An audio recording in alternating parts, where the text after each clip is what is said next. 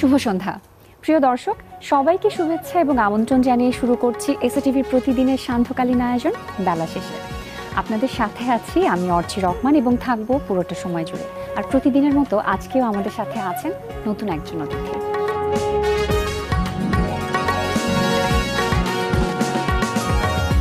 প্রিয় দর্শক, আজ আমাদের সাথে স্টুডিওতে আছেন সঙ্গীত শিল্পী সমরজিৎ রয়। চলে যাচ্ছি তার কাছে। কেমন আছেন দাদা? খুব বেশি ভালো আছি, কারণ এই অনুষ্ঠানটি আমার খুব প্রিয়। জি, এবং আপনাকে সবসময় পেয়ে ভালো লাগে এবং সামনে আজকে দেখতে পাচ্ছি একদম প্রিপারেশন নিয়ে বসে আছেন। গল্প হবে, চমৎকার গল্প শুনবো এবং আড্ডা হবে, গান হবে, সবকিছু মিলিয়ে ভাবছি অনেক চমৎকার একটা সময় কাটবে আশা করছি। আমিও তাই আশা করছি। আর যেহেতু চমৎকার সময়ের কথা বললাম, নতুন একটা গান রিলিজ পেয়েছে এই 11 তারিখে এবং এটার অনুভূতি তো না শুনলেই না। তুমি ভোরের পাখির মতো, খুব স্নিগ্ধ একটা নাম। এবং এটার সাথে যেটা বলছিলাম যে এই অভিজ্ঞতা না শুনলেই না, আরেকটা কারণ হচ্ছে এত জনপ্রিয় একজন সঙ্গীত শিল্পী হৈমন্তী শুক্লার সাথে কাজ করা হয়েছে। জি, কিংবদন্তি সঙ্গীত শিল্পী। আসলে এটা আমার জীবনের একটা বড় পাওনা। জি, এত বড় মাপের একজন শিল্পীর সঙ্গে গান গাইতে পারবো এটা কোনোদিন ভাবিও নি। হ্যাঁ, কিন্তু সেই সুযোগটা আমার হয়েছে। যাই হোক, ওনাকে যখন গানটা তুলে দিচ্ছিলাম কলকাতার বাড়িতে, তো এত খুশি হচ্ছিলেন দিদি, মানে একদম বাচ্চার মতো করছিলেন। বলছি এই যুগের ছেলে হয়ে তুই এইটুকু একটা বাচ্চা ছেলে হয়ে, মানে ওনার কাছে তো বাচ্চা, এরকম একটা গান বলছি এরকম সুর করেছিস, এরকম লিখতে পারলি বা এরকম সুর করতে পারলি, আমি তো ভাবতেই পারছি না। মানে উনি বারবার বলছিলেন যে উনি ওনার সময়ে ফিরে যাচ্ছিলেন। এবং এরপরে আবার আমার অন্য কিছু মৌলিক গান শুনতে চাইলেন, আমি শোনালাম। তো বলছেন তোর গলায় তো একেবারে মান্নাদার ছাপটা পাচ্ছে। হ্যাঁ, মানে সুরগুলো তো ওনার গানের ছায়া পাচ্ছে না। জন্য এই কথাটা আসলে অনেক বড় একটা পাওয়া। অনেক বড়। তারপর উনি প্রথমবার কি এবারই দেখা হয়েছিল তার সাথে? একদম প্রথমবার, এবং প্রথম দেখাতেই কিন্তু ওনার এত পছন্দ হয়েছে আমার গান এবং সবকিছু মিলে। যাই হোক, এই গানটি নিয়ে আপনি পরিকল্পনা করেছিলেন কবে থেকে এবং তখন কি চিন্তা করেছিলেন যে তাকে দিয়ে কাজটি করা? অ্যাকচুয়ালি হৈমন্তী দিদির সঙ্গে কাজ করার আমার প্ল্যান ছিল বছর 2 আগে থেকে। আচ্ছা, তখন ফোনে কথা হয়েছিল দিদির সঙ্গে, কিন্তু কোনো কারণবশত সেটা হয়ে ওঠেনি। আচ্ছা, তো এইবারে কাজটা হলো, হঠাৎ করে প্ল্যানটা করলাম। আচ্ছা, হ্যাঁ, প্রথমে ভেবেছিলাম একক একটি গান করব, দিদিকে দিয়ে একটা ক্লাসিক্যাল বেসড করে, সেটা শুরু করেছিলাম আমি। আচ্ছা, পরে আবার ভাবলাম না, তাহলে একটা ডুয়েট গানই করে ফেলি, তাহলে আমার একটা লোভটা সামলাতে পারলাম না। তো সেই হিসেবে দিদির আসলে গলাটা একটু স্কেলটা একটু নিচে, তারপরেও আমি অ্যাডজাস্ট করার চেষ্টা করেছি গানটাতে। হ্যাঁ, এবং আমি তো আসলে আমার গান লেখার অভ্যেস খুব কম। আচ্ছা, কিন্তু কোনোভাবে গানটা লিখে দিতে পারলাম। গল্পটা একটু শুনতে চাচ্ছি যে কখন গিয়েছিলেন, কোন মাসে কাজটা করা হলো এবং কতদিন লেগেছিল? মে মাসের বোধহয় 25 তারিখ সম্ভবত প্রথম ওনার বাড়িতে যাই। বাড়িতে গিয়ে গানটা তুলে দিই। তারপর সম্ভবত 29 কি 30 মে আমরা রেকর্ডিং করি। আচ্ছা, আর তারপরে যে মিউজিক ভিডিওর পরিকল্পনা হয়েছে স্টুডিও ভার্সনে, যেটা মিউজিক ভিডিও আসলে একটা স্টুডিও ভার্সনই, যেদিন আমরা অডিওটা রেকর্ড করি সেদিনই ভিডিওটা শুট করি। আচ্ছা, আর ভিডিওর অভিজ্ঞতাটা কেমন ছিল? ওনার সাথে কাজ করা হয়েছে, কেমন লেগেছে? আসলে দিদি একেবারে বাচ্চার মতো। হ্যাঁ, মানে একেবারে বাচ্চার মতো, সেভাবে আপন করে নিয়েছেন, খুব আপন করে নিয়েছেন। ফাঁকে ফাঁকেই বলছিলেন, অডিও শেষ করলাম, দিদি ভিডিওটা শুরু করে দিই। রাখ একটু চুল তুল ঠিক করিনি। হ্যাঁ, আমি তো এখনো বুড়ো হয়ে যাইনি। হ্যাঁ, না বুড়ো হয়ে গেল এখনো, আমি দেখতে কিন্তু সুন্দরী ছিলাম। হ্যাঁ দিদি, যথেষ্ট সুন্দর আছে। ব্যাপারগুলো ছোট ছোট যে ব্যাপারগুলো, সেগুলো আসলে অনেক, হ্যাঁ, সেই অভিজ্ঞতাগুলো মনে হয় সারা জীবন আপনার সাথে থেকে যাবে। এবং এই যে কাজ করার যে মুহূর্তটা, এখান থেকে যদি জানতে চাই যে শেখার তো কোনো শেষ নাই, আপনি অবশ্যই তার থেকে অনেক কিছু শিখেছেন। অবশ্যই শিখেছি। কোন জিনিসটা আপনি তার থেকে নিয়েছেন বা গ্রহণ করেছেন, এটা যদি গ্রহণ করেছি, প্রথম যেটা আমি নিয়েছি সেটা হচ্ছে ওনার এত বয়স, অথচ গলায় কিন্তু সে বয়সের ছাপটা পড়েনি এখনো। এটা বিরাট বিষয়, অনেক বড় শিক্ষণীয় বিষয় আমাদের জন্য। হ্যাঁ, তার মানে কতটা রেয়াজ উনি করেছেন, চর্চা এখনো করে যাচ্ছেন। এবং আমি দেখতে পাচ্ছিলাম রেকর্ডিং এর ফাঁকে ফাঁকে কিন্তু উনি একটু টান ফান গাইছিলেন, যে একটু রেয়াজ করে নিচ্ছিলেন। হ্যাঁ, ঠিক। তো এগুলো শিক্ষণীয় বিষয় কিন্তু। জি, অবশ্যই। তো মনে থাকবে আসলে আজীবন, সবসময় মনে থাকবে। চমৎকার সেই অভিজ্ঞতার কথা শুনছিলাম এবং আশা করছি দর্শকরা ইতিমধ্যে তো দেখে ফেলেছি। আরো গল্পে ফিরবো, তবে ছোট্ট একটা বিরতির সময় হয়ে গেছে, বিরতিটা নিয়ে আসি। প্রিয় দর্শক, নিয়ে নিচ্ছি ছোট্ট একটা বিরতি, ফিরে আসছি এক্ষুনি আবার আমাদের আজকের অতিথির কাছে, আমাদের সাথেই থাকবেন।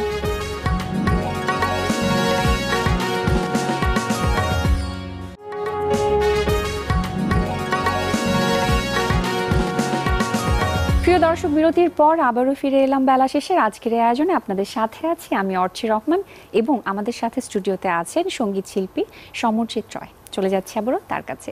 গল্প তো আজকে হবে, সেটা প্রথমেই বলেছি, গানও হবে, তো অনেকক্ষণ গল্প করছি, একটা গান শুনতে যাই এখন। নিশ্চয়ই। কোন গানটা শুনবো আমরা? শ্রদ্ধেয় দাদু প্রয়াত মৃণাল চক্রবর্তী কিংবদন্তি শিল্পী ছিলেন, তো ওনার লেখা সুরে একটি গান আমি আর অন্বেষা দত্তগুপ্ত করেছিলাম। আচ্ছা, ভারতে। ছোট্ট করে শুনে ফেলি একটু করে শুনে।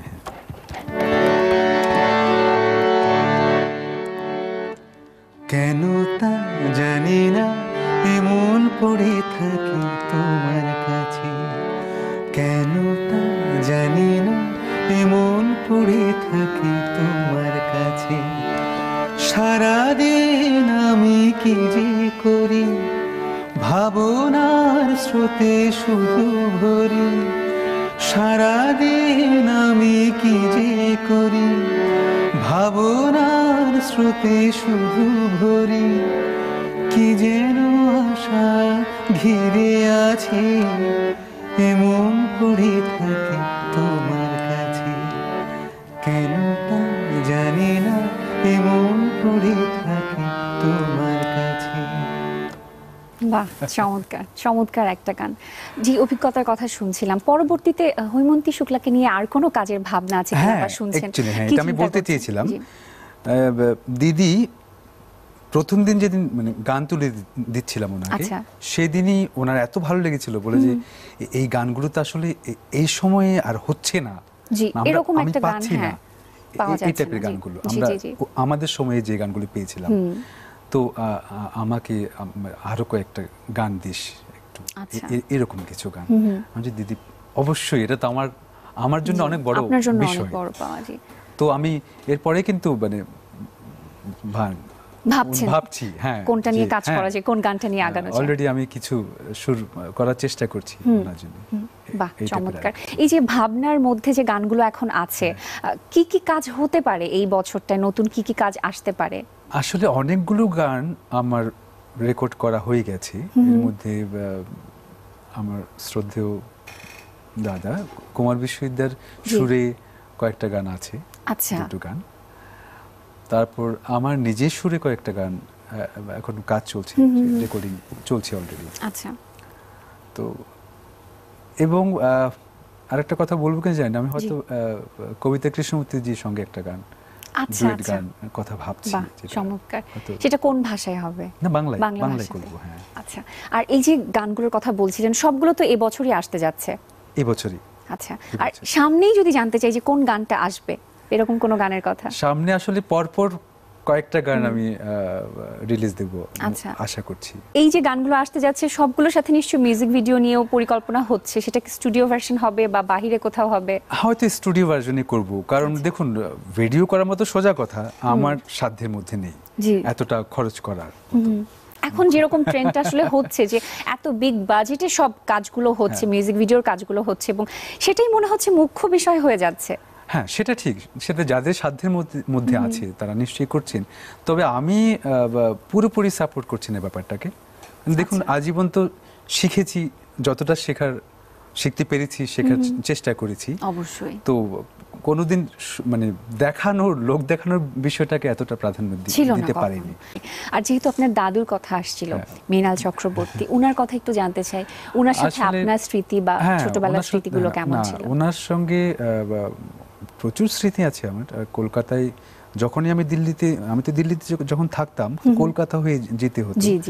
তো ওনার সঙ্গে ওনার বাড়িতে থাকতাম এই সময়গুলিতে কলকাতায়। তো এক খাটে আমরা ঘুমোতাম, মনে আছে এখনো। ওনার মাথা ওইদিকে আর আমার মাথা এদিকে। তো সারা রাত একটা আতঙ্কে ছিলাম যদি পাটা লেগে যায়। হ্যাঁ, যাই হোক।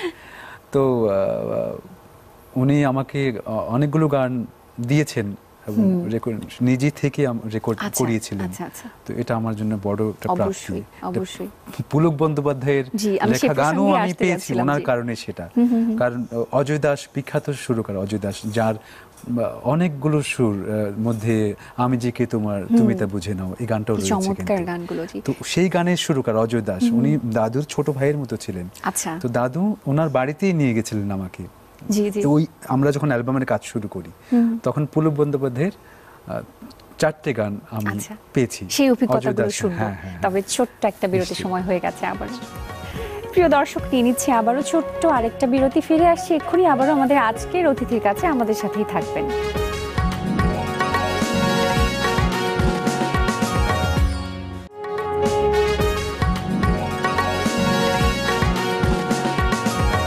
প্রিয় দর্শক, বিরতির পর আবারও ফিরে এলাম বেলা শেষের আজকের এই আয়োজনে। আপনাদের সাথে আছি আমি অর্চি রহমান এবং আমাদের সাথে স্টুডিওতে আছেন সঙ্গীত শিল্পী সমরজিৎ রয়। কথা বলছিলাম তার সাথে, চলে যাচ্ছে আবারও তার কাছে।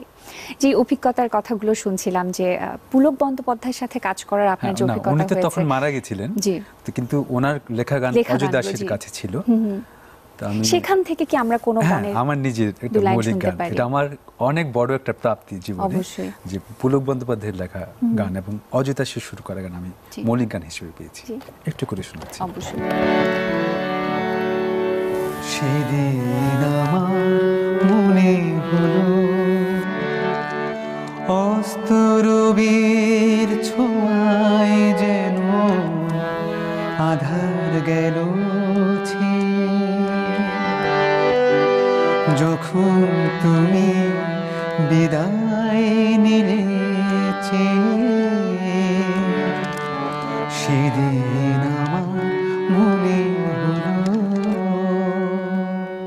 বাহ, কি চমৎকার গান! মনে হয় এই গানগুলো শুনতে থাকলে মনে হয় একদম সারাদিনই পুরনো, শুনতে, পুরনো দিনের হ্যাঁ, শোনা গানের যাবে মতো। গানগুলো। হ্যাঁ, এমন হ্যাঁ। কখনোই পুরনো হয় না। আমরা যে বলি পুরনো ঠিক, দিনের ঠিক, গান, ঠিক, কিন্তু ঠিক, আসলে ঠিক, সেটা সম্ভব না। অনেকের সাথে আপনার এ পর্যন্ত কাজ করার অভিজ্ঞতা হয়েছে, অনেক গুণীমানী ব্যক্তির সান্নিধ্যে কাজ করেছেন, সেরকম অভিজ্ঞতাই শুনছিলাম। আর কার কার সাথে কাজ করার অভিজ্ঞতার কথা সবসময় আপনার মনে থেকে যায়?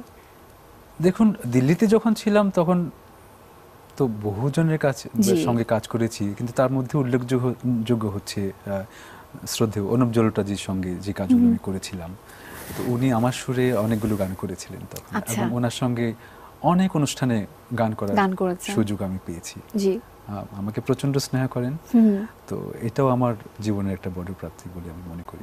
চমৎকার। এবং দিল্লিতে আপনি অনেক বছর অনেক ছিলেন, বছর প্রায় ছিলাম। 16 বছর 16 ছিলেন, বছর ছিলাম। এবং সেই দীর্ঘ সময় আপনার সেখানে শিক্ষকতা জীবনই ছিল। হ্যাঁ, 12 বছর। হ্যাঁ, তো শিক্ষকতা সেখানকার করেছি। সময়টা সম্পর্কে যদি কিছু বলতে চান, বা শিক্ষকতা সেই জীবনটা সম্পর্কে যদি সেটা কিছু আসলে জানতে অন্য চান। একটা অন্য একটা সময় জগৎ ছিল। অন্য জগৎ ছিল।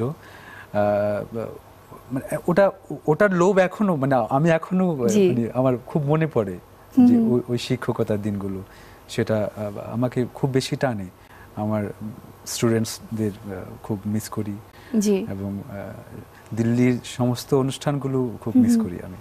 জি। হ্যাঁ, এবং জিমা অ্যাওয়ার্ডে নমিনেশন পেয়েছিলাম, জি। সেটাও একটা বড় প্রাপ্তি বড় ছিল। প্রাপ্তি ছিল, জি। এবং সেটা মনে হয় প্রথম হিন্দি প্রথম একটা হিন্দি গানের অ্যালবাম, অ্যালবাম ছিল, হ্যাঁ, জি। right। তার পরবর্তীতে কি আর কোনো হিন্দি গানের অ্যালবামে কাজ হ্যাঁ, করা আমার হয়েছে? হিন্দি অ্যালবাম তিনটে আচ্ছা। আমার হিন্দি অ্যালবাম রয়েছে। আচ্ছা, যেহেতু এই গানের অ্যালবামের কথাই বলছিলাম, দু লাইন যদি কোনো হিন্দি গান শুনতে পারতাম আমরা এই মুহূর্তে আপনার অ্যালবাম থেকে। ঠিক আছে, এই গানটি আমারই সুর করা ছিল, আমার স্টুডেন্ট মোহাম্মদ ফাহিমের লেখা। বাহ, চমৎকার। अब के बरस ये कैसो आयो, दिल बेताब हुआ है, बारिश की बूंदे चुभती मोहे, ऐसो हाल हुआ है, बारिश की बूंदे चुभती मोहे, ऐसो हाल हुआ है, तेरी इश्क की ये इब्तिदा है,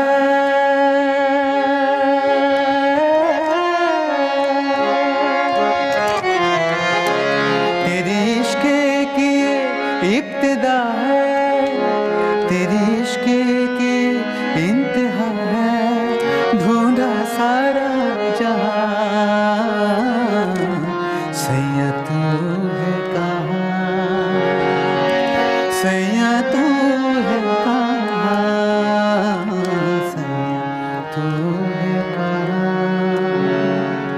सैया तू है कहाँ। বাহ, চমৎকার চমৎকার।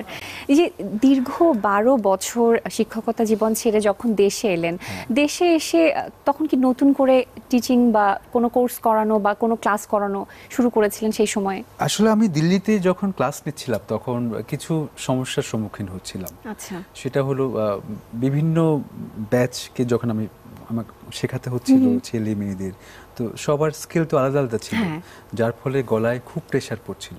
আচ্ছা তো আচ্ছা। ওই শিক্ষকতা করার পরে আবার স্টেজ শো বা রেকর্ডিং হ্যাঁ। এগুলো তো খুব মানে সমস্যার সম্মুখীন অবশ্যই। হচ্ছিলাম, যার ফলে আমি সেটা বেশ কিছুদিন স্থগিত। স্থগিত রেখেছিলাম।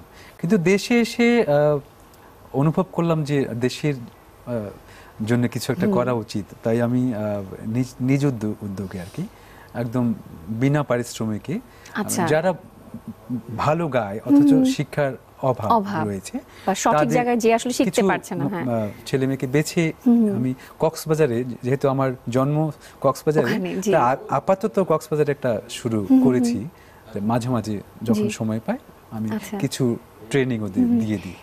দাদা, শুরুতেই যেটা বলছিলাম যে আজকে চমৎকার একটা আড্ডা হবে আশা করছিলাম, এবং অনেক অনেক অভিজ্ঞতা, নতুন নতুন কাজের কথা, গানগুলো সম্পর্কে আপনার সেই অনুভূতির কথা শুনলাম। একদমই শেষের দিকে আসলে গান শুনতে শুনতে বিদায় নিতে চাই।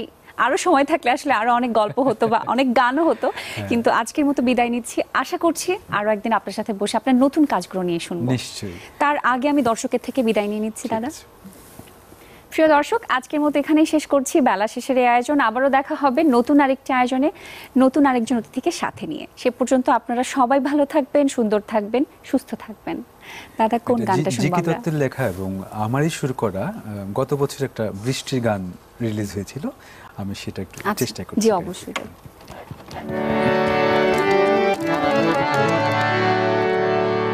এ ঘোর শ্রাবণে জানে না কে জানে এ মন কারে চায়, এ ঘোর শ্রাবণে জানে না কে জানে এ মন কারে চায়। রিমঝিম রিমঝিম বৃষ্টি আনমনা করে যে আমায়, এ ঘোর শ্রাবণে জানে না কে জানে এ মন কারে চায়।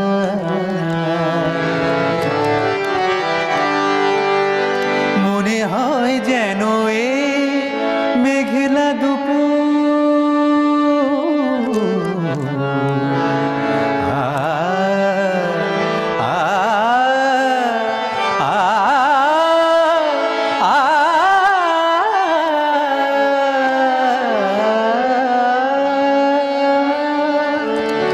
মনে হয় যেন এ মেঘলা দুপুর, দুপায়ে বেঁধেছে যেন বৃষ্টি নুপুর, এ নুপুর ঝংকারে মনটারে বারে বারে, এ নুপুর ঝংকারে মনটারে বারে